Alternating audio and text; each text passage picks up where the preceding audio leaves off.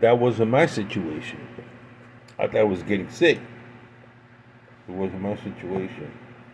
That wasn't the reason why. Smoking tobacco, that wasn't the reason why I was having problems. So I had to make the decision to get out of the industry. But I can tell you without a doubt, you can ask anybody, any sales rep. You can ask Flor Dominicana, the head of Camacho, the head of Peterson, Nording, especially those guys, who Miguel that worked in De La Concha was. They would tell you I was passionate. I loved it. When Cigar Aficionado came in and started rating the cigars, the people were coming in, new people and everything, I was so passionate, it was exciting. All the cigar festivals and meetups, I was dressed and ready to go, and I would talk about tobacco. A tobacconist has to be willing to learn, willing to listen to people. Tobacconist should be compassionate. Sometimes the guy comes in, Miguel, I don't got for the money for 6 ounces of tobacco. So I will go to the owner. Said, Mr. Melendi, you got a guy here.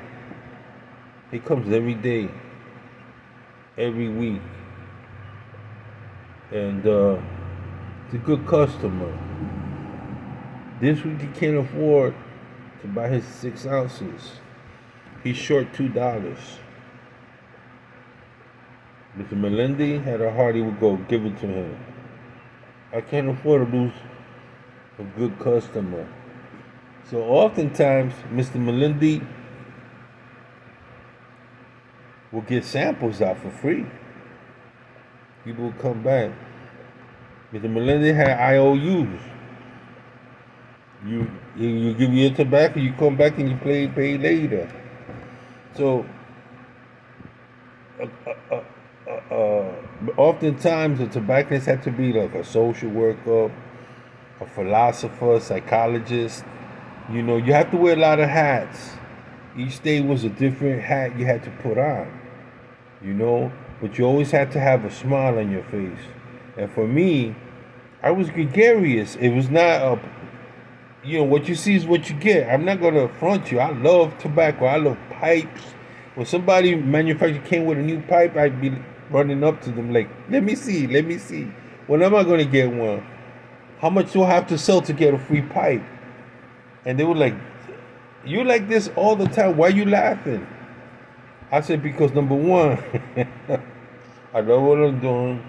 Number two, the mere fact that I'm alive after being a veteran and being what I saw, what I experienced, man, being in the tobacco field,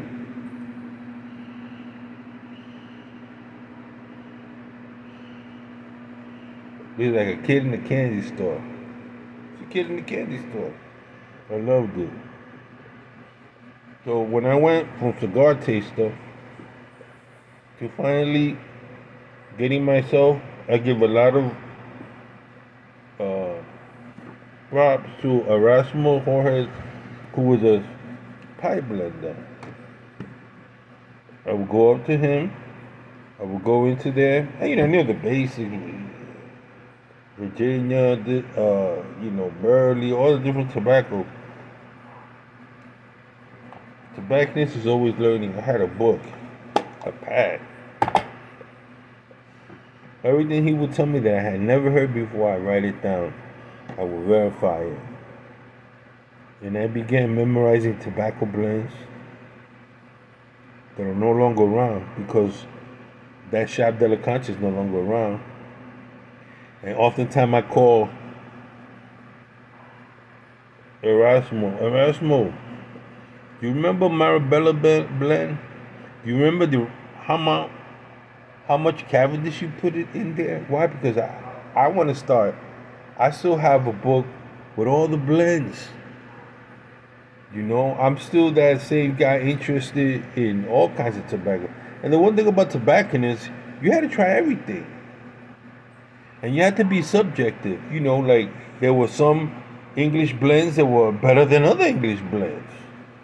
Like Nightcap is better, or the at the time it was called Dunhill. This Dunhill was better than a lot of the English blends they put in there. But I had to try all of them. New, old products I really didn't like. Some burleys I didn't like, but I had to try them. Why? To see if that product was consistent. Because we also had open space. Has it changed? Is Captain Black still the same? If they're still producing, are they still using the same formulas before? Have they changed up and aligned to us? So a lot of things with tobacconists is integrity. When I sold a pack of tobacco, right? 4 ounces, 2 ounces, 1 ounce, whatever it was, and the person asked you, that's the same blend? I had to be truthful. I said, this is the same blend. If it got changed up, I better know about it before I sold it. So, tobacconists, you have to be passionate. You have to be willing to learn. You're always going to be learning. There are going to times where you're going to get challenged. I got challenged a lot. I wanted to see how much I knew, what I knew. Or you're always going to come across smart alecks that think they know more than you. And of certain parts of the field, they could be. There's a lot of the more knowledgeable people out there through experience pipe smoking. But do they know the root cutters? Do they got the inside track of which briars are better than others now? Is Sardinia superior than Great Grecian Plateau? How about the Latakia Oriental blends? But you got to know people in the business. How many times I had to call Peterson? How many times I had to call Savinelli? How many times I had to call Rossi? Rossi, are you closing up? What's going on? Dunhill. McMillan. All these excuse me, wonderful people.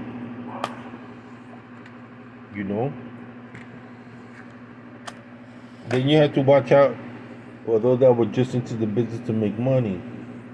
Didn't really care. Putting out inferior products.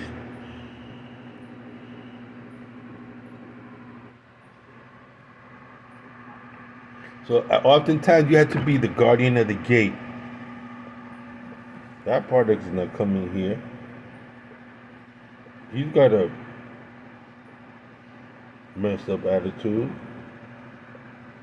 And so a tobacconist, first and foremost, has to protect the tobacco.